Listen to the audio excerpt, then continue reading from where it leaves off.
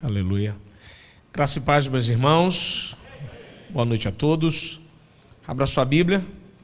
Evangelho de João, capítulo de número 9. Deus abençoe a vida do pastor Henrique Bravo, sua casa, sua família, seu ministério. Deus continue lhe sustentando sempre, em toda a caminhada, toda a DEVEC Alphaville. Para mim é uma bênção estar aqui pela primeira vez, aqui na nossa filial aqui em São Paulo, aqui em Alphaville. É a primeira vez que eu prego na DEVEC da minha casa em São Paulo, à noite aqui. Eu fico feliz já de estrear aqui, né? Rever. Não é a primeira vez que eu tive em Alphaville, já vi aqui algumas vezes, ministrar em algumas regiões, em algumas igrejas aqui. Mas aqui nós não tínhamos igreja aqui, e sempre questão de agenda, mas aprove a Deus marcar no reino dos céus um horário específico para que eu pudesse estar aqui junto contigo. Amém, meus irmãos? Evangelho de João, capítulo 9, até o versículo de número 12. Ao passar, viu ele um homem cego de nascença. Seus discípulos lhe perguntaram: Mestre, quem pecou? Este ou seus pais, para que nascesse cego? Jesus respondeu: Nem ele pecou, nem seus pais pecaram. Foi para que nele se manifeste a glória de Deus. É necessário que façamos as obras daquele que me enviou, enquanto é dia. Pois vem a noite, quando mais ninguém pode trabalhar. Enquanto estou no mundo, sou a luz do mundo. Tendo dito isso, cuspiu no chão e fez barro com saliva, e aplicou nos olhos do cego. E disse: Levanta-te e vai ao tanque de Siloé. Ele foi, lavou e voltou vendo. Os seus vizinhos que anteriormente o haviam visto a mendigar, lhe perguntavam: Não é esse que estava sentado a pedir esmolas? Uns diziam a ele, outros não, apenas se parece com ele. Ele mesmo, porém, dizia: Sou eu mesmo. E eles perguntaram: Como foram abertos os teus olhos? E ele respondeu: Um homem chamado Jesus fez barro, colocou sobre os meus olhos e disse-me para ir lavar no tanque de Siloé. Eu fui, lavei e voltei vendo. E eles lhe perguntaram: Onde ele está? E ele respondeu: Eu não sei. Curve a sua cabeça, mantenha a sua Bíblia aberta. Deus bendito, louvamos o seu nome e te engrandecemos, Pai, na beleza da sua santidade. Fale conosco nessa noite através do teu evangelho, através da sua palavra. Revela-nos quem tu és através do teu texto sagrado nessa noite, para a honra e glória do teu santo nome, em nome de Jesus. Amém. Jesus está em Jerusalém, tinha subido para participar da festa dos tabernáculos, João capítulo 7, verso de número 2. Ele vai ter alguns enfrentamentos com algumas das autoridades do templo. Depois desses enfrentamentos, Jesus vai para o monte.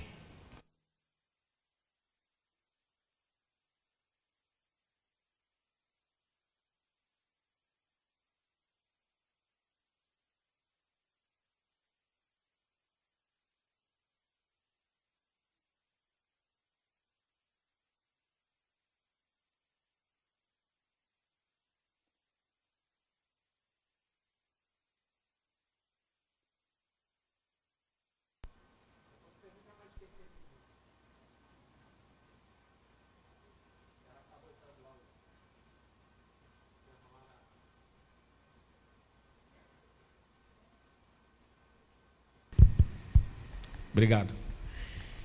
Então Jesus, ele retorna do monte, vai ter um enfrentamento, aquele debate de João capítulo 8 com a mulher adúltera, vai sair dali, e os discípulos ainda vão ficar junto com ele, as autoridades religiosas, e Jesus vai fazer um anúncio, João capítulo 8, verso 58, antes de Abraão eu sou. Os homens se enfurecem com Cristo, verso 59 do capítulo 8, e apanham pedras para atirar em Cristo, e o texto diz que ele se oculta no templo. As mesmas pedras que eles pegaram para atirar na mulher e não tiveram coragem, eles agora têm a coragem de atirar pedra em Cristo.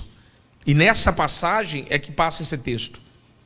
Quando Jesus está aqui na parte do templo, alguns autores vão trabalhar o seguinte, que provavelmente esse homem está próximo à Porta Formosa, aonde seria o lugar onde os pedintes ficavam. Só você lembrar de Atos capítulo 3.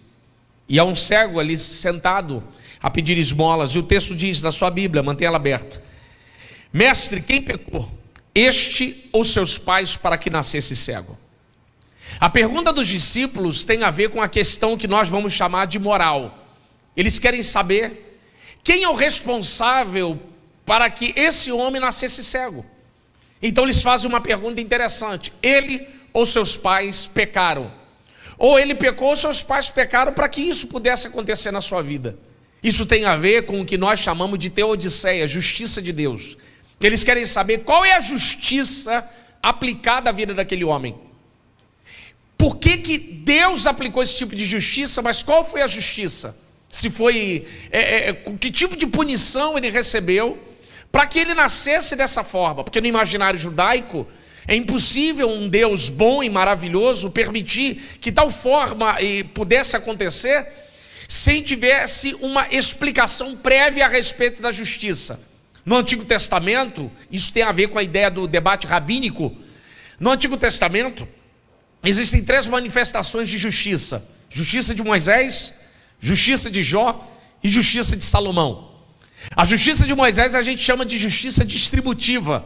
Você fez o bem, você vai se dar bem. Você obedeceu a Deus, vai comer o melhor dessa terra. Você desobedeceu, vai ser amaldiçoado. Plantou vento, como diz o profeta Oséias, vai colher tempestade. Isso é justiça distributiva. Na nossa cultura pós-moderna a gente chama de meritocracia. Trabalhou 20 dias, recebe 20. Trabalhou 15, recebe 15. Não trabalhou dia nenhum, vai ser demitido. Meritocracia é a ver com a justiça distributiva. O homem recebe aquilo pelo qual ele está fazendo. Só que a justiça de Moisés não é a justiça de Jó. Qual foi a justiça do período de Jó para que você possa encaixar a justiça de Moisés? Jó era um homem justo, reto, íntegro. Então por que aconteceu algo com ele? Então a justiça de Moisés não é aplicável a Jó. A justiça de Jó, Walter Brueggemann vai dizer o seguinte: a justiça de Jó tem a ver com justiça de soberania, de trono, de plano eterno. Deus permite que Jó fosse tocado por Satã. Aí você vai falar, mas por quê? Por que Deus permitiu? Porque Ele quis. Porque Deus é soberano. Ele faz e nós obedecemos. Você lê os 42 capítulos de Jó. Talvez igual a mim, você fala assim, agora no final do texto, Deus vai se explicar de tudo. E a gente vai entender toda a história. E no final do texto você está lá escrito: bem sei que tudo pode. Aleluia. Mas nenhum dos seus pensamentos podem ser mudados. Deus não explica nada, Jó, e fala assim, não, Deus quis, e acabou. Mas você tem a justiça de Salomão. A justiça de Salomão é a justiça de Cristo. Eclesiastes 7,15 vai dizer que vai ter justo que vai fazer a justiça, mas vai se dar mal. E haverá ímpio que vai fazer a impiedade e vai se dar bem. Mas a sua colheita vai vir de Deus. Ambos receberão a colheita divina. Isso que é interessante. Isso que é interessante. Aos olhos do mundo, Jesus fez o bem. Aos nossos olhos, aos olhos textuais, Jesus fez o bem e praticou o amor. Mas o que o mundo deu a Cristo? Cruz do Calvário, traição, negou, esbofeteou, cuspe, perseguição. Qual foi o final de Cristo? Morreu, foi sepultado, colocado lá dentro da tumba fria. Pilatos fez impiedade, fez o mal. Aos olhos humanos parece que ele se deu bem, ele só lavou a mão. Mas qual foi a colheita de Pilatos segundo Deus? Morto até hoje. Qual foi a colheita de Cristo? Ressuscitou ao 3º dia. No ideal de Salomão, a justiça de Salomão, a colheita vem de Deus. É Deus que vai lhe dar a colheita no tempo correto. Então o texto na sua Bíblia, eles querem saber de quem é a culpa. Qual é a justiça aplicável? Provavelmente a justiça de Moisés. Porque Moisés vai dizer que Deus visita o pecado da 3ª e 4ª geração daqueles que o aborrecem. Mas olha na sua Bíblia aí comigo. Este ou seus pais para que nascesse cego. Na ideia judaica, o bebê no ventre pode cometer pecado. Olha que coisa interessante, ó. Este que nascesse cego. Para os judeus, o bebê pode de alguma forma transgredir uma ideia de lei. Isso é coisa judeu. Por isso que quando Jacó e Esaú estão no ventre, 2 nações estão em guerra no seu ventre, brigam no seu ventre. Isso é o ideal judaico. Então eles estão dizendo, provavelmente a culpa é de quem? Porque os discípulos estão olhando um cego de fora. Porque o homem está sentado na sarjeta a pedir esmola e é cego de nascença. Então eles observam a bondade de um Deus eterno e dizem assim, poxa, Deus não pode ter permitido que um homem nascesse cego dessa forma. Isso aí é culpa de alguém. Isso é o que acontece com a nossa vida. A gente, quando acontece alguma coisa conosco, a gente já fala assim, provavelmente algum tipo de pecado. Eu deixei de fazer alguma coisa e tem algum mal vindo sobre mim. A gente não consegue imaginar que talvez Deus possa permitir algo para nos testar, nos dar algo maior. Mas a gente jamais pensa nisso. Quando a gente olha para a vida do outro, fulano fechou a empresa, isso é pecado. Fulano se acidentou, isso é coisa mal olhado, isso é coisa do inferno, isso é alguma armadilha do mal. Alguma coisa aconteceu. E era essa a ideia dos judeus. Para eles é inimaginável. Um Deus que está sentado no trono permite tal coisa. Então, pastor Henrique, eles estão dentro de uma lógica humana, querendo uma resposta de Deus, querendo uma resposta divina do ponto de vista de Jesus Cristo. Jesus nos explica, nos ensina, porque quando a gente olha para Ele, a gente percebe que provavelmente foi alguma coisa ruim que aconteceu. Ou é culpa dos pais, a ideia do bode expiatório, ou é culpa dele, porque Deus não pode ter feito isso. A resposta de Jesus é sensacional. Verso de número 13 na sua Bíblia, e Jesus responde: nem ele pecou, nem seus pais pecaram, mas ele está assim para que a glória de Deus se manifeste na vida dele. Jesus está dizendo para os discípulos: vocês não sabem de nada, vocês estão mais cegos do que o próprio cego, porque vocês estão olhando ele por fora, mas Deus está lá da eternidade contemplando todas as coisas. Ele está vivendo esse estado de vida, não tem a ver com o diabo, não tem a ver com o mal, não tem a ver com o pecado, não tem a ver com nada de desgraça. Ele está assim porque um plano maior decidiu que ele nascesse. Por quê? Porque em breve a glória do meu Pai vai ser manifesta na vida dele. Então deixa eu dizer algo para você. Talvez você esteja enfrentando um momento de dificuldade e você queira uma resposta lógica. Pastor, por que eu estou sofrendo? Por que está acontecendo isso na minha vida? Será que eu deixei de fazer alguma corrente? Eu estou meio acorrentado? Será que eu deixei de respeitar alguém? E será que eu dei uma palavra? Será que o demônio? Será que o diabo? Deixa eu ser profeta. Isso aí que você está vivendo não é diabo, não é inferno, não é mal olhado, não é corrente, não é nada não. Isso aí que você está vivendo, isso que eu estou vivendo, isso que nós estamos vivendo, é porque em breve a glória de Deus será estabelecida sobre a nossa vida. Aleluia, aleluia, aleluia. Jesus dá uma resposta para ele. Olha o texto, que coisa interessante. Aqui é uma acusação de João. João está dizendo assim: os discípulos estão cegos, porque os discípulos estão do lado de fora. Cara, ele está na desgraça. E Jesus está dizendo: vocês são cegos, porque vocês estão olhando ele por fora, mas o Pai lá de cima está dizendo: desde a geração, quando ele foi gerado, eu já estava planejando. Aleluia! Os discípulos estão olhando por fora. Olha que coisa interessante. Pela primeira vez, talvez esse cego ouviu que o que ele está vivendo é glória, não é pecado. Pela primeira vez, alguém disse para ele que ele está pedindo esmola sentado na sarjeta, porque em breve a vida dele vai mudar. Não é por toda a vida. Isso que você está vivendo não é para sempre. Quem sabe hoje Deus muda a tua história. Jesus está dizendo para ele, Jesus está dizendo para os discípulos, o que Cristo está dizendo para eles? O que Cristo está dando uma resposta para o cego? Isso aqui é bonito demais. O cego, antes de ser liberto por fora, pastor Henrique, foi liberto por dentro. Durante a vida inteira ele ouviu que é cego porque o pai pecou, porque ele pecou. Pela primeira vez ele ouviu: é glória de Deus. Oh, aleluia! Isso aqui eu aprendo algo sensacional. Às vezes, antes de nós vivermos por fora, primeiro Deus tem que trabalhar dentro de nós. Tem muita gente com pressa de viver algo por fora, aquilo que nem vive por dentro. Mas quem sabe hoje é o domingo de Deus libertar a sua vida por dentro, para que em breve você viva por fora aquilo que Ele vai fazer por dentro da sua vida, para que em breve você viva a glória de Deus de fato. Aleluia! Porque tem pessoas que estão com pressa demais de viverem a liberdade por fora, mas por dentro estão algemadas por angústias, por questões internas, olhando para trás: por quê, por quê, por quê, por quê, por quê? E Jesus está dizendo: era o meu plano, você estava na minha vida, aleluia, eu te gerei, aleluia, isso é para minha glória, para minha glória, para minha glória.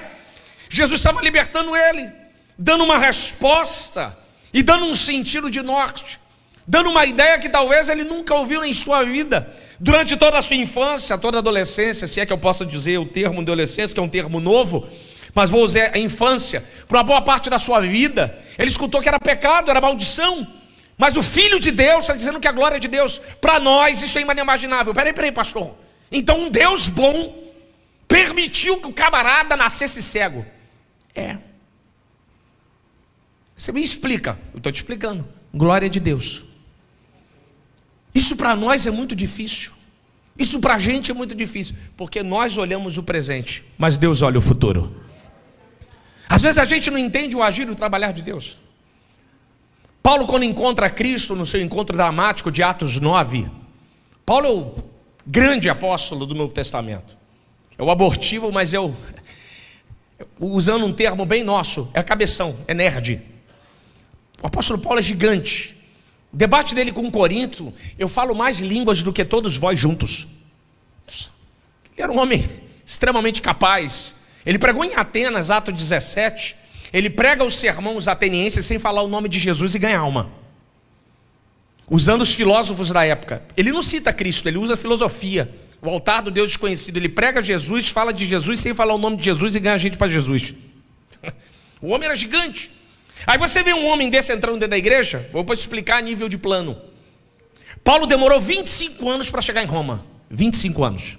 Do encontro de Paulo até a ida dele de Roma, demorou 25 anos. Aí você pergunta assim: se eu, pastor Henrique, falando aqui, pegando o pastor Henrique, que é um homem da questão de liderança que ele estava falando aqui, vamos dizer que eu e o pastor Henrique trabalhamos nessa empresa e Deus é o dono. É o dono da empresa, uma empresa de venda. Aí o pastor Henrique fala assim: pô, tá vindo um vendedor top. Qual o nome dele? Paulo. Apóstolo Paulo. Pô, Deus vai colocar ele agora onde? Na capital do império, lá em Roma. Porque a gente vai chegar em Roma, vai arrebentar, vamos vender igual água. E aí Deus, você vai botar ele lá? Não, segura um cadinho. Não, mas ele vai esse ano. Segura um cadinho. Não, mas o ano que vem ele vai. Segura um cadinho. Esse segura um cadinho foi 25 anos. Aí você pergunta assim: poxa, Rona, por que Deus fez isso? Porque você vê aqui e Deus vê lá. Se Paulo vai em Roma de primeira, você não tem epístola aos romanos. Se não tem epístola aos romanos, você não tem Agostinho. Se não tem epístola aos romanos, você não tem John Wesley. Se não tem epístola aos romanos, você não tem reforma protestante de Martim Lutero. Ou seja, Deus está dizendo: vocês estão olhando agora, mas eu estou olhando uma igreja lá na frente. Eu estou vendo Lutero, Agostinho e John Wesley, e estou vendo reforma. Às vezes o que Deus faz aqui, você não entende o que está passando, mas Cristo está mandando te dizer: é para a glória do meu Pai. Aleluia! É para a glória do meu Pai. É algo maior. É algo maior que nem você nem eu entendemos. Então a gente fica nessas perguntas do ponto de vista humano, dizendo: ah, mas Senhor, e Jesus vem, é para a glória de Deus. Versos de número 3 e 4 na sua Bíblia, 4 e 5. É necessário que façamos as obras daquele que me enviou enquanto é dia. Pois vem a noite quando mais ninguém pode trabalhar. Enquanto estou no mundo, sou a luz do mundo. Que sensacional. Jesus está dizendo assim: o que vocês estão querendo saber do passado dele? Vocês estão em discussão por que o passado dele está assim? Jesus está dizendo: não importa o que passou, o importante é o presente. Qual é o presente dele? Acabei de chegar na vida dele. Aleluia. Jesus está dizendo hoje para você e para mim. A gente entra na igreja e olha para trás: ah, pastor Henrique, se eu tivesse passado naquela prova, ah, se eu tivesse comprado aquela casa, só passado, ah, se aquele negócio tivesse dado certo, ah, se aquele contrato tivesse fechado, ah, irmão, Jesus está dizendo: filho, para de olhar para trás. Para de seguir a sua vida olhando para trás. Para dizer: ah, se eu não tivesse machucado o joelho, se eu não tivesse feito aquele empréstimo, se eu não tivesse comprado aquela coisa, se eu não tivesse aplicado naquelas ações. Cristo está dizendo para você: não importa o que passou, o importante é o presente. Qual? É necessário que façamos as obras daquele que me enviou enquanto é dia. Em outras palavras, do passado talvez Cristo não estivesse presente, mas no presente Jesus está do seu lado. Aleluia! O importante é o hoje. Por isso que o automóvel, os 3 espelhos que olham para trás são minúsculos. Os retrovisores externos e o interno. E o que olha para frente é um para-brisa. Só que tem gente invertendo. O que olha para trás é desse tamanho e o que olha para frente é desse tamanho. Ele, ao invés de olhar andando para frente, ele anda olhando para trás. Jesus está dizendo assim: esquece. Calabadarassúria. Ah, por que quebrou? Por que não deu errado? Dobra o joelho. Ah, pastor Henrique, irmão, e o camarada está preso. E Jesus está dizendo assim: rapaz, eu estou no teu presente. Ô Jesus, antes não tinha tempo, mas agora eu cheguei na sua vida. Aleluia! Olha para o seu presente. Olha para hoje, olha onde você está. É o que Cristo está dizendo. Enquanto sou no mundo, sou a luz do mundo. Jesus, ainda há tempo. Vocês querem entender porque que está quebrado? Ao invés de você glorificar, porque eu vou consertar. Olha o texto da sua Bíblia, vê se o cego está falando. O cego ele vai falar, tá, irmão? Isso é cego. Fica tranquilo, ele vai falar daqui a pouco. Ele vai falar, fica em paz aí, não é heresia não, ele vai falar daqui a pouco. Mas o cego está inserido ali, é o personagem oculto. Se você ver o texto, o cego não se mete na discussão dele com Cristo. O cego fica quietinho. Porque os discípulos não discutiram e o cego está quieto. Por que o cego está quieto? Pô, até poucas horas eu era pecador, agora para a glória de Deus eu vou ficar quieto. Ele está quieto, irmão. Eu quero te dizer uma coisa, não tente explicar para as pessoas o que está acontecendo. Fica quieto e deixa que o evangelho explica, aleluia. Mas você vai explicar o que nem você sabe. Até há poucas horas você estava pensando em maldição, agora que você descobriu que é para a glória de Deus. O cego está em silêncio, o cego está dizendo assim, deixa Jesus me defender. Ô Jesus, coisa boa, hein? Deixa o Espírito, deixa que o Espírito te defenda, amém. Deixa que o evangelho defenda a sua vida. Deixa que ele defenda você. Cristo assume a liderança, Cristo assume o controle. Cristo está dando uma resposta aos discípulos, que esse é o nosso mal. O nosso mal, que é quando a gente se relaciona com a divindade, a gente quer, nós queremos, deixa eu pegar aqui o termo do pastor Henrique, às vezes nós desejamos organograma, planilha detalhada de Excel, com cópia oculta, sempre. Mandou para fulano, tem que mandar direitinho, vai fazer um artigo, regra ABNT 2022, tem que mandar direitinho lá detalhado, a gente gosta disso, detalhamento. Aí você se relaciona com Deus, que às vezes manda o camarada libertar um povo e não diz nem quem ele é. Deus, eu vou lá libertar o povo do Egito, mas qual é o seu nome? Não, Moisés, você não entendeu, eu não tenho nome. Você vai lá e diz que o eu sou te mandou. Mas quem você é? Quem eu sou não interessa. Você vai lá e diz que quem te mandou lá foi o eu sou. Imagina, Moisés, você vê aqui no nome de quem? Rapaz, não sei nem o nome dele. Eu sei que ele é. Oh, aleluia! Oh, aleluia! Se ele não explicou para Moisés, vai explicar para você, filho. Vai explicar para mim. Deus não explica, filho. Ele está dizendo, esquece. O importante é que eu estou na sua vida hoje. Oh, aleluia! O importante é que há esperança hoje na sua vida. É o que Jesus está dizendo. É necessário que façamos as obras daquele que me enviou, enquanto é dia. Eu estou no mundo, Jesus está dizendo assim, há uma esperança. Enquanto a Devec Alphaville estiver aberta, há uma esperança para você, para sua casa, para sua família, para essa cidade, para os moradores desse bairro, para os moradores de Santana de Parnaíba, Barueri, São Paulo. Enquanto as portas dessa igreja estão abertas, Jesus está dizendo, há uma luz, há uma esperança. Enquanto você está aqui, há uma esperança. Jesus está dizendo, meu irmão, talvez meu filho, no passado eu não estava, você não deixou entrar na sua vida, mas hoje eu estou do seu lado, eu estou dizendo, há esperança, há uma luz, há uma esperança ao norte. Aleluia!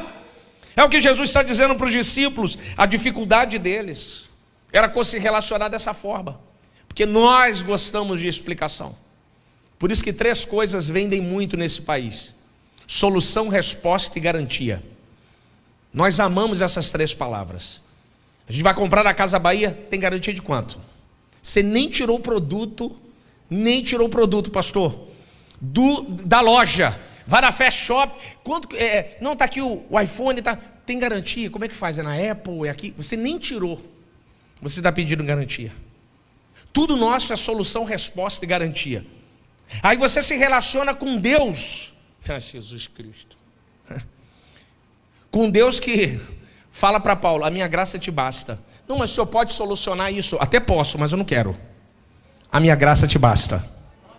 Nossa. Eu até posso solucionar, mas eu não quero solucionar. Alabadarassuri revácia. Não, mas quem pecou? Não tem resposta, é para a glória do Deus. Oh, aleluia! Aí você se relaciona com esse Deus. Com esse Deus. Isso é coisa nossa de brasileiro. Nós amamos essas coisas. Aí vem um Deus dizendo, o importante é que enquanto estou no mundo, sou a luz do mundo.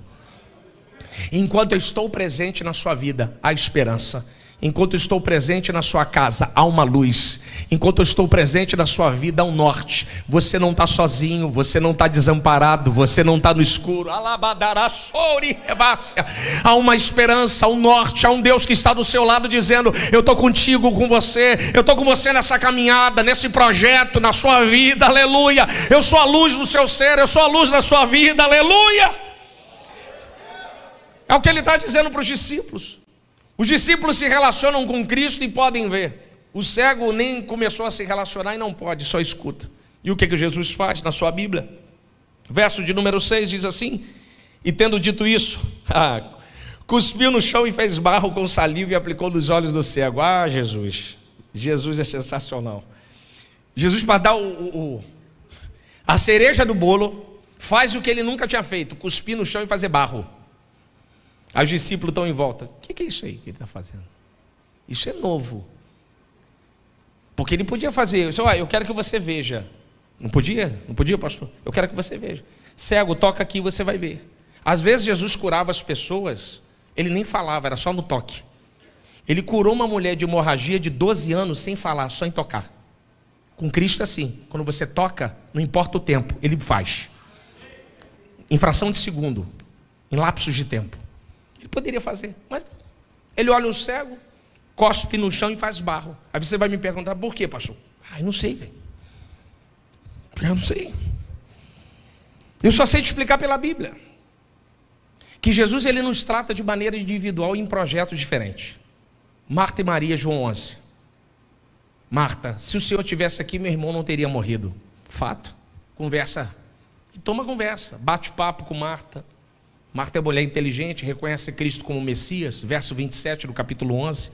Poucos personagens conhecem Jesus como Messias em João. Poucos. Marta é uma. Eu tenho crido que tu és o Filho de Deus. Ela sabia quem ele era. Fala sobre a ressurreição dos mortos. Eu sei que meu irmão há de ressuscitar nos últimos dias. Ela conhece teologia da glorificação, mais do que Pedro, ela tem Bíblia. O pessoal bate em Marta, mas Marta conhecia muita coisa. Ela sabia muito de texto. E ela conversa com Jesus. Marta sai da presença de Cristo e chama Maria. Vai lá que o mestre chegou e te chama. Maria chega. Se o Senhor estivesse aqui, o meu irmão não teria morrido. Chora, e Jesus chora. Aí eu em casa eu falei, Marta falou, o Senhor derramou uma lágrima. Conversa com ela. Maria fala e o Senhor já baita de chorar. Qual é o problema? Aí o Espírito falou comigo. Com uns eu converso, com outros eu choro. Mas eu trato cada um na sua individualidade. Oh, aleluia! Oh, aleluia! Nós não somos um sistema de Ford, Henry Ford. Processo de fabricação, que somos iguaizinhos. Nós não. A maneira que Deus trabalha na sua vida é diferente que trabalha na vida do pastor. O que Deus fez na vida dele é diferente do que Deus fez na minha. Deus poderia curar esse cego dizendo, eu quero que você veja. Poderia. Ele quis fazer, não quis. O processo pelo qual Deus estava inserido ele era diferente do processo pelo qual o Bartimeu estava sendo inserido. O lance do texto é que quando Cristo cospe e faz barro com saliva, provavelmente ele não tem um globo ocular. Provavelmente. Raymond Brown, grandes autores vão falar. Xavier Dufour, da editora Loyola, fala a mesma coisa. Provavelmente ele não tem um globo ocular. Faz 2 bolas de barro, coloca na cavidade orbital da face. Você imagina, bola de barro aqui dentro. Você acha que incomoda? Fato. Areia no rosto? Qualquer pedrinha incomoda o nosso rosto. Mas olha o texto aí. O cego se permite ser trabalhado por Deus. Porque o cego acabou de ouvir que é glória. E qualquer dor para atingir a glória vale a pena. Qualquer processo para entender a glória vale a pena. O problema é que tem gente que quer glória, mas não quer processo. E já quer o resultado imediato. Agora, quem não está preparado para o processo não pode reclamar do resultado que obtém. Quem não passa por esse momento de trabalhar, olha o texto. O cego não vê Jesus. O verso 6, Jesus não fala com ele. Jesus não fala com os discípulos. É um silêncio sepulcral. Jesus não está falando com ninguém. Jesus só trabalha. Os discípulos estão do lado de fora. Rapaz, eu nunca vi esse negócio. O que é isso que ele está fazendo? Eu nunca vi Jesus fazendo dessa forma. Os discípulos estão completamente batendo, desculpe o termo, batendo pinos. Não, mas dessa forma, eu nunca entendi como é que funciona isso. E olha o cego na sua Bíblia. O cego está em silêncio. Isso aqui é bonito demais. O cego se permite ser trabalhado por Deus, porque ele entendeu há pouco tempo que a sua vida é glória. Então ele não vê esse Deus, ele não ouve esse Deus, mas ele sente a mão desse Deus sobre a vida dele. Talvez você esteja assim, vivendo um momento da sua vida que não está vendo, não está ouvindo, mas provavelmente já está sentindo a mão de Deus trabalhando há algum tempo na sua casa, na sua família, no seu ser. O nosso problema é que a gente quer ver as coisas antes delas terem terminado. A gente gosta do processo para poder ouvir. Tem pessoas que recebem palavras de promessa. Isso aqui não tem aqui. Lá no Rio que eu posso usar esse tipo de termo que a turma conhece. Quem é que aqui já passou no Rio sabe. A turma lá da Baixada, pastor, da Baixada. A turma lá dos profetas lá. Tem gente que está enfrentando um processo difícil da vida e de 15 a 15 dias vai no profeta. Não, eu quero ouvir Deus falar alguma coisa para mim. Peraí, mas Deus não falou que ia fazer? Mas às vezes as pessoas têm um senso, sabe, não, eu quero ouvir. Meu irmão, ou você confia que Deus está fazendo, ou você desiste da caminhada. Ou você entrega o seu caminho ao Senhor, confia nele sabendo que o mais Ele tudo fará. É entregar e descansar, meu irmão. Salmo 37:5, o cego não vê Cristo. Cristo não fala com o cego, Cristo trabalha no cego. É a ideia da parábola do oleiro e do vaso, Jeremias 18. Eu nunca ouvi oleiro falar com barro. Qual tipo de vaso que você quer, barro? Olha, você já viu o barro falar? O primeiro barro que está falando sou eu. Você é barro também, amém ou não amém? Barro não fala, mas quando o oleiro vai trabalhar no barro, ele não pergunta assim, qual tipo de vaso você quer? Aí o barro, não, eu acho que melhor. O barro não sabe nem como vai ser. Toda a ideia do projeto está na cabeça do oleiro. A única coisa que o barro sente é a mão.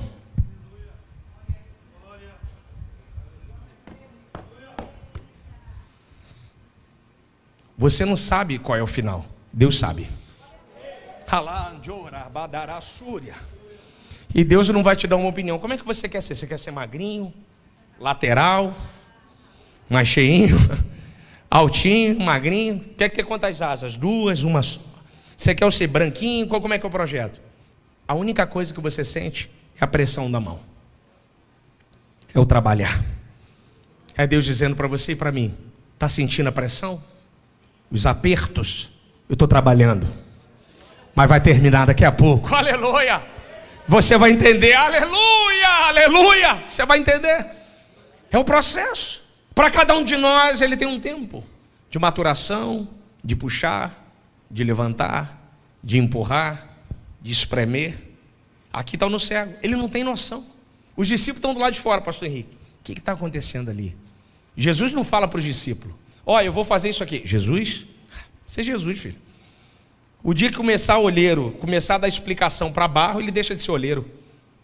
Eu tive uma experiência, quando eu fui para casar, não sou de contar a minha vida não, mas em questão de pregação, mas essa aqui é uma boa experiência. E fiz uma prova para um banco muito famoso no Brasil, passei em primeiro lugar, passei bem, pastor, para tesouraria. Pô, problema de pobre com salário alto, que o salário nem estava vindo, eu já estava fazendo plano. É o Satanás, rapaz, você já fica fazendo plano, não, vou fazer isso, vou fazer aquilo. Graciela, minha esposa, já estava dando pulo de alegria. Fui na igreja de um amigo lá em Niterói. Eu ia segunda-feira para São Paulo. Eu vim para aqui para São Paulo fazer o treinamento de uma semana aqui com a sede aqui da instituição financeira, do banco. E um amigo falou assim, Ronald, eu vejo uma porta fechando. Eu falei, o diabo. Falei, pastor, eu tenho que casar. Não, ele vai fechar a porta. Eu falei, não pode, eu acabei de passar na prova, meus documentos estão lá, fiz exame, fiz tudo para ser Ronald. Vai fechar. Segunda-feira fui lá para o Castelo, Centro Rio. Cheguei no banco, lá meu amigo, que é o diretor do banco, botando a mão. Ronald, senta aqui. Isso aconteceu, o que foi? O diretor de RH do Brasil falou que não foi com a sua cara. Mas por quê? Não, ele não foi. Não, rapaz, tem que ter uma explicação. Ele não soube, ele falou que o coração dele fechou. Olha, pastor Henrique, eu frequentei aquelas consagrações da Baixada, eu fui em todas elas. Eu tinha carteirinha. Pastor Camilo, Eliseu Igres, Lecivaldo Ferreira, eu fui em todas elas, Terezão do Fogo, eu fui em todas elas, Eu subi tanto monte em uma semana que eu parecia cabrito. Não, porque eu queria uma resposta. Não, o senhor tem que me dar uma resposta. Por que eu não... Estou esperando até hoje. Qual é a minha resposta? Era para eu estar aqui, ó. Oh, aleluia. Era para eu estar aqui, ó. Era para eu estar aqui. Oleiro não explica, ele só faz. Só aperta, só puxa, só leva para um lado e leva para o outro. Mas ele está dizendo, é para a glória de Deus, é para a glória de Deus, é para a glória de Deus, é para a glória de Deus, é para a glória. Às vezes nós não entendemos. Às vezes quem está do nosso lado não entende como os discípulos. Os parentes não conseguem entender. Mas o que você vai fazer lá? Mas por que fechou? Não, você é cristão, você tem que ter uma resposta. Você falou, aí que é, meu filho, eu não sei. Porque o Deus que eu sirvo às vezes não explica, Ele só faz. Ele só trabalha, e eu não estou entendendo. Os discípulos não estão entendendo nada. Eles estão do lado de fora, completamente vazios de respostas. Eles estão olhando para a cara do outro, pastor, que se eu posso usar assim, não é uma conjectura agressiva ao texto, mas eu posso conseguir ver aqui, olhando para a cara do outro, mas o que está acontecendo? É assim seus parentes. Mas e aí, que tem explicação você? Eu não sei. Não, mas tu ora todo dia, você filho, mas às vezes, eu não sei. Porque quando nós estamos nessa área, na sua Bíblia, verso 6, o silêncio, você pode ir para esses lugares de Baixada, aqui em São Paulo, não sei onde é, que tem um pessoal aqui igual do Rio, lá no Rio de Janeiro, nossa, você sacudiu lá, você acha. Então você vai nos lugares, não, eu quero buscar alguém. Filho, você pode ir para lá. 1000 serão profetizados à sua direita, 10.000 à sua esquerda, mas você não vai ser atingido. Ah, mano, vai mesmo. Porque quando Deus quer ficar em silêncio, pastor, Ele fica em silêncio. Ele está dizendo, eu não vou falar, eu estou trabalhando em você. Aleluia! Ele fica em silêncio porque Ele está trabalhando, Ele está fazendo. Ele está dizendo, fique em paz. Você está sentindo a minha mão, então é importante que você está sentindo. Você está sentindo a mão dele sobre a sua família, sobre a sua casa, sobre o seu ser, sobre a sua vida, sobre o seu ministério. Então fica tranquilo, é sinal que você está no plano, você está no projeto, você está na obediência. Ele está fazendo, aleluia, aleluia. Oh, aleluia. Verso de número 7. Essa aqui é muito forte. Ei, Jesus. E disse, levanta-te e vai lavar no tanque de Siloé. Pastor Henrique, Jesus, é complicado, cara. Pensa aí comigo. Cego, barro no olho, em Jerusalém. Vai lavar no tanque. Olha aí. Vou falar de novo. Cego, barro no olho, sentado. Vai lavar no tanque. Mas como é que você manda alguém cego, com barro no olho, vai lavar no tanque de Siloé? Como se ele pudesse ler placa. Como é que Jesus é complicado, pastor? Vai lavar no tanque. Olha o texto aí, Vê se Jesus mandou Pedro. Pedro ajudou o coxo da Porta Formosa a ficar de pé. E firmou os seus artelhos e ele ficou de pé. Vê se Jesus mandou João segurar na mão dele. Jesus só disse assim, vai lavar no tanque. Se você vê o texto, vê se Jesus mandou ele dizendo assim, depois que você lavar, você vai ver. Jesus não falou não. Quer saber o final? Vai lavar no tanque. Poxa. Jesus está dizendo assim, quem tem que caminhar agora é você. O meu projeto com você até aqui, daqui para lá é contigo. Às vezes a gente quer que o céu faça tudo. Não, pastor, eu estou orando por uma porta. Está se preparando? Tem uma menina que eu conheço que foi morar fora, pastor, em Portugal. Sempre falei para ela, você tem talento, faz inglês. Nunca fez. Foi morar em Portugal. Uma empresa brasileira lá, que é difícil de entrar aqui no Brasil, gostou dela, contratou ela. Pergunta assim, você tem inglês? Não tem. Tem gente que não pode ficar com você. Foi trabalhar servindo café. Porque às vezes a gente quer que o processo seja inteiro.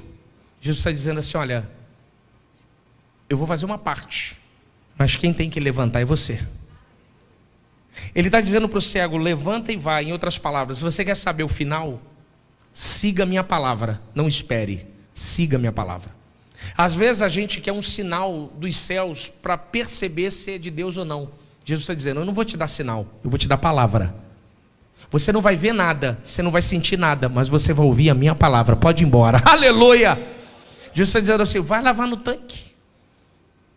Levanta e vai lavar no tanque. Mas por que não mandou Pedro? Não, porque Pedro não tem que levar. Quem tem que buscar é eu e você. Quem tem que acordar de madrugada somos nós. Nós que temos que fazer jejum.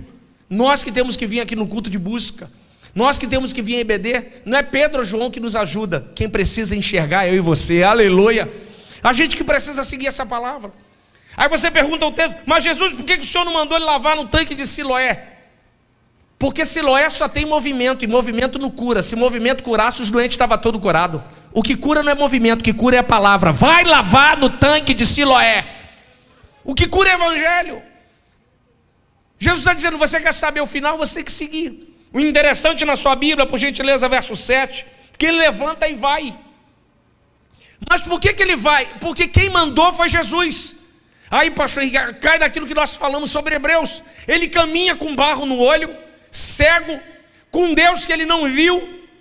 Ele ouviu pela primeira vez uma ordem expressa, vai lavar no tanque. E esse homem levanta e vai. Mas por que levanta e vai? Porque quem mandou foi Jesus. Porque quando Jesus manda, mesmo que você não esteja vendo, mesmo que você não esteja entendendo, mas você pega a palavra e segue. Porque quando Jesus manda, aleluia, a palavra faz a gente ficar de pé, aleluia. Por que eu estou aqui? Por que nós estamos aqui? Porque eu e você talvez estamos caminhando há um tempo e a gente não está vendo nada. Mas por que a gente continua? Porque quem mandou foi Jesus, aleluia. E ele segue. Você acha que Jerusalém facilitou para ele? Você acha que Jerusalém abriu as portas? Olha o ceguinho, deixa o ceguinho passar. Jerusalém tem um grande problema. Jerusalém no primeiro século, com pessoas com defeito. Leproso mora do lado da parte de fora da cidade. Mateus capítulo 8, verso 1. Jesus descendo no monte da bem-aventurança, onde está o leproso? Do lado de fora. Verso de número 5, Cafarnaum. Ele entra em Cafarnaum e encontra o centurião. Lucas capítulo 17, verso de número 11. Passando Jesus entre Galiléia e Samaria, 10 leprosos, aonde? Do lado de fora da cidade. Judeus do primeiro século têm dificuldade com pessoas com defeito. Por que o cego de Jericó está do lado de Jericó? Por que Zaqueu está dentro de Jericó e o cego está fora? Porque Jericó era uma cidade sacerdotal, muitos sacerdotes moravam lá. Lucas capítulo 10, parábola do samaritano, tinha uma estrada que ligava Jerusalém a Jericó. Levitas e sacerdotes passavam por ela indo para Jericó. Então os sacerdotes e levitas moram dentro, Zaqueu mora dentro, e o cego mora do lado de fora. O cego está na entrada de Jericó. Jerusalém tem muita dificuldade com pessoas com defeito. Você acha que esse homem teve facilidade de Jerusalém para chegar no tanque? Mas por que ele continuou? Porque quem mandou foi Jesus. E quando Jesus manda, a gente enfrenta multidão, dificuldade, aleluia. A gente enfrenta todas as coisas, mesmo que não esteja vendo, mesmo que não esteja sentindo, mas nós ouvimos uma palavra e tomamos posse dessa palavra, e a gente vai chegar no tanque, vai lavar a nossa vida lá, aleluia. E ele foi para lá, ele vai se lavar na sua Bíblia. Verso de número 7, cadê o tangedor do teclado? Já guardou o teclado aqui? Toca guitarra aqui, vem cá, para eu poder já ir caminhando para o final, por gentileza. Verso 8, dá uma olhada na sua. Verso 7. Ele foi, lavou e voltou vendo. Pastor, isso aqui é sensacional. Olha o texto aí na sua Bíblia. Ele foi, lavou-se e voltou vendo. Vou repetir. Ele foi, lavou e voltou vendo. Pensa comigo, irmão. A primeira vez desse homem vendo a sua imagem no espelho d'água.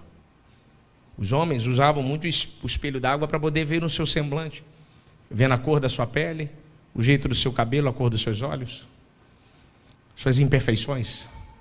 Aleluia. Vendo a beleza da vida. Como foi a sensação desse homem quando ele se lavou no tanque? Aleluia. É assim que acontece. Quando você e eu estamos sem Cristo, a gente não consegue ver a beleza da vida. Mas quando Cristo nos lava, a gente vê a beleza da vida em todos os lugares. A gente vê a beleza da família, a gente agradece pelo pão, a gente agradece pela água que tomamos, a gente agradece pelo pôr do sol. Eu tenho um amigo, eu posso falar isso, ele não está assistindo, conheço ele. Eu tenho um amigo que é ateu, eu brinco muito com ele, Juninho. Fala, Juninho, quando você vê um pôr do sol, o que você fala? Pô, graças ao Big Bang. O que você fala? Pô, ele fica revoltado. Eu brinco muito com ele. Porque quando nós enxergamos a vida a partir de Cristo, tudo que nós temos veio dele, por ele e a ele. Aleluia.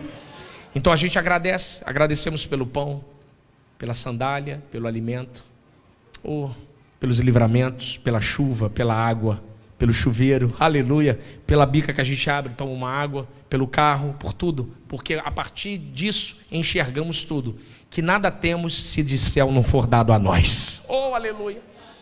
Esse homem se lava e pela primeira vez da vida ele volta, na sua Bíblia, por gentileza, verso de 8 a 9, E os seus vizinhos que anteriormente o haviam visto a mendigar perguntavam: não é este que estava pedindo esmola? Uns diziam a ele, outros não, apenas se parece com ele. E ele mesmo dizia: sou eu mesmo. Isso aqui é muito interessante. Os vizinhos agora, pastor Henrique, estão olhando para fora e falando assim: mas será que é ele mesmo? Olha, eu acho que parece com ele tem toda a pinta que é ele, mas eu acho que não é não. Chega perto e ele fala: sou eu mesmo. Aí você pergunta: mas por que o cego, ninguém reconheceu o cego, os vizinhos? Que o texto diz que anteriormente estava pedindo esmolas. Os vizinhos conheciam ele bem. Mas como é que os vizinhos, isso aqui é sensacional, olham para ele e não o reconhecem? A roupa era a mesma, provavelmente a barba, o corte de cabelo, a mesma cor de pele, altura e peso, tudo era igual. Mas por que os vizinhos não conhecem? Que pergunta interessante. Porque esse homem, ele não teve um banho de loja, ele não mudou a sua face, ele se encontrou com Cristo. E quem se encontra com Jesus jamais fica a mesma pessoa. Quem se encontra com Cristo é diferente, o andar é diferente, o apertar de mão é diferente, o olhar a vida é diferente, aleluia. As relações é diferente, não importa, aleluia, a maneira em onde nós estamos morando. Deixa eu falar um exemplo um pouco mais simples, do ponto de vista das lâmpadas. Você percebe um ambiente sem lâmpada quando ela está apagada, mas quando ela acende, a lâmpada não diz assim: eu estou aceso. A lâmpada não fala, a lâmpada é perceptível. Assim o cristão, ele não precisa falar, só em olhar para ele, você percebe que a luz de Deus está sobre a sua vida. Ele calado, ele conta testemunho, que reflete o evangelho. Os vizinhos perceberam ele, não é porque ele estava com a placa, sou da Devec Alphaville, não. É porque olhavam para ele e viam ele diferente, não pelo ponto de vista que ele estava enxergando, mas que o seu semblante era diferente, a sua maneira de vida era diferente, porque Jesus se encontrou com ele. Quando Cristo se encontra com você, quando Cristo se encontra comigo, quando Cristo se encontra com a sua família, as coisas mudam. Dwight Lima Moody, um grande avivalista norte-americano, tem uma frase emblemática: se Cristo estiver na sua casa, logo os seus vizinhos vão saber. Ele está falando isso da perspectiva da cura da sogra de Pedro. Quando Cristo estava na casa de Pedro, os vizinhos foram para a porta. Cristo está lá, assim vai ser na sua vida. Quando a luz do evangelho brilha, todo mundo à sua volta percebe que você faz parte daqueles lavados e remidos pelo sangue do Cordeiro, aleluia. Já caminhando para o final, verso 10: como foram abertos os seus olhos? Essa é a pergunta interessante. Os discípulos queriam saber, pastora, por que os olhos fecharam? Quem pecou para ele estar cego? Os vizinhos querem saber como abriu. Ser humano, um quer saber por que quebrou, o outro quer saber como é que você conserta. Eles querem saber a mecânica, mas como é que você fez para melhorar isso? Qual foi a palavra mágica? O que você fez de diferente?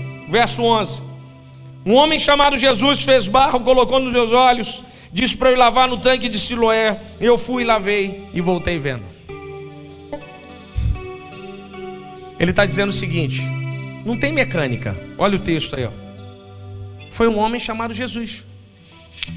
Em outras palavras, você quer dar uma explicação para alguém? Mas como é que você comprou isso? Um homem chamado Jesus. Como é que isso aí mudou? Um homem chamado Jesus. Como é que essa porta abriu? Um homem chamado Jesus. Como é que ela ficou curada? Um homem chamado Jesus. Como é que o seu filho entrou nessa escola? Um homem chamado Jesus. Como é que ele saiu das drogas? Um homem chamado Jesus. Como é que você conseguiu visto? Um homem chamado Jesus. É Jesus, é Jesus, é Jesus, é Jesus, é Jesus, é Jesus, é Jesus. Não tente explicar, só diga: foi Cristo, foi Ele, veio do céu, Ele que me deu, foi Jesus que fez. Aleluia, aleluia. Oh, aleluia. Vai ficando de pé em nome de Jesus. Aí eles perguntam assim, pastor, verso de número 12: mas onde ele está? Aí o cego fala assim: não, eu não sei onde ele está. Eu não sei onde ele está. Eu não sei. E de fato, se eu te perguntar aqui hoje, aonde está Cristo, você está dizendo assim para mim. Deixa eu perguntar aqui. Alguém aqui está vendo Jesus? Alguém vai falar assim: não, pastor, não estou vendo. O nosso modelo de culto é um modelo de culto suíço, né? Púlpito no alto, sem imagem de escultura. É um culto suíço, né? De Zwinglio, onde a Bíblia ela tem que ficar mais alto que o povo, porque a palavra de Deus é o centro, é a ideia suíça de culto. Mas não há símbolos aqui. E se eu perguntar para alguém está vendo Jesus aqui? Alguém vai falar, não, pastor, eu não estou vendo. É igual os vizinhos, mas cadê ele? Aí o cego, cara, eu não sei. A beleza do texto é o verso primeiro. Ao passar, viu Jesus, um homem cego de nascença. O importante não é você ver ele, o importante é que ele está vendo você. O importante é que ele contempla a sua dor, ele sabe onde você mora, sabe quem é você, sabe o que você passa, o que você vive, o que você sofre. Ele conhece cada milímetro da sua vida. Talvez você tenha trilhado uma estrada e está pensando que está sozinho. Não está não. Existe um Deus do céu, aleluia, que enviou o seu filho, morreu na cruz do Calvário, ressuscitou o terceiro dia e disse para mim e para você, eis que estou convosco todos os dias, aleluia, até a consumação dos séculos, aleluia. Ele está dizendo para mim e para você nessa noite, que ele está conosco. Esse homem, ele teve sua vida transformada quando decidiu do momento permitir ser trabalhado por Cristo e quando ele saiu do estado de cegueira para lavar no tanque de Siloé, acreditando numa palavra de um Deus que ele não tinha visto, de um Deus que ele não percebeu do ponto de vista da sua vista, mas ouviu aquele evangelho, sentiu as suas mãos. Se aquele homem não levanta para lavar no tanque, provavelmente a arqueologia escavaria e hoje encontraria um fóssil de um homem sentado com barro no olho. E as pessoas iriam dizer, esse é aquele cego que não lavou os olhos, foi encontrado dessa forma. Mas se você for a Israel, escavar ali na região de Israel, você nunca vai achar, porque aquele homem decidiu lavar a sua vida no tanque de Siloé. Eu posso terminar essa palavra dessa forma, mas eu posso também falar para você. Talvez você entrou aqui nessa noite afastado dos caminhos do Senhor e não tem Cristo. Talvez você entrou aqui hoje debaixo desse processo, onde Deus do céu está trabalhando na sua vida. Você ouviu esse evangelho, ouviu essa palavra. Talvez você possa sair dessa mesma forma, com barro no olho, sentindo a pressão nas mãos, mas agora chegou um momento da sua vida de decidir. E aí? Vou embora da mesma maneira, não enxergando uma saída para a minha vida, não enxergando esperança, não enxergando maravilha e beleza da vida. Ou eu posso ir embora enxergando um Deus amoroso, aleluia, um Deus bondoso, esperança, graça, glória, virtude. Ou eu posso ir embora daqui hoje enxergando, tendo como contemplar uma vida diferente. Interessante que os vizinhos percebem que ele teve com Cristo. Ele não precisa falar. Quem sabe você hoje, quando for embora, e quando você pôr os primeiros pés da sua casa, a sua família, ou talvez um amigo que vai te encontrar aqui fora, ou se você vai sair, de repente para lanchar, jantar fora, e alguém vai te contar, fala assim, mas você está diferente. Você sabe por quê? Porque eu encontrei um homem chamado Jesus, aleluia. Então eu quero te convidar você hoje, que está afastado dos caminhos do Senhor, quando o ministério de louvor louva, eu quero convidar você a sair do seu lugar e dizer assim, eu preciso lavar minha vida nesse evangelho chamado Jesus Cristo, nessa boa nova. Eu preciso ter uma decisão para que minha vida hoje eu possa contemplar uma vida melhor, uma saída melhor, eu possa contemplar a beleza da vida, eu possa ver que existe um Deus no céu que reina sobre mim. Onde está você que deseja entregar sua vida a Cristo, ou deseja retornar aos caminhos do Senhor? Sai do seu lugar e vem aqui à frente, e nós iremos orar pela sua vida. Não vá embora da mesma maneira, não vá embora tendo o barro nos seus olhos, ou a cegueira sem você enxergar. Esse é um processo que Cristo começou, mas para você terminar, você tem que decidir. Sai do seu lugar e vem aqui em frente, nós vamos estar orando. Onde está você que deseja entregar sua vida a Cristo? Onde está você que deseja retornar aos caminhos do Senhor? Eu não posso fazer isso, o pastor Henrique não pode fazer isso por você, só você pode. Só você pode tomar essa decisão. O cego de nascença, aleluia, foi sozinho ao tanque por uma palavra.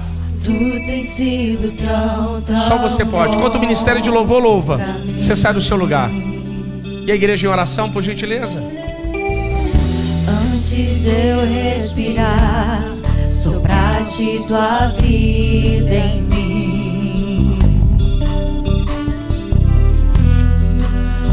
Tem sido tão uma vida para Cristo. Aplauda o nome do Senhor, igreja.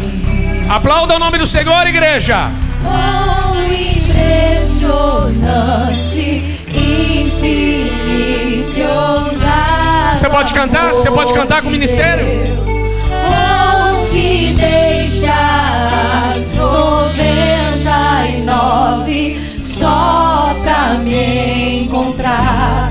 Não posso comprá-lo, nem merecê-lo, mesmo assim se entregou. Quem sabe canta. Oh,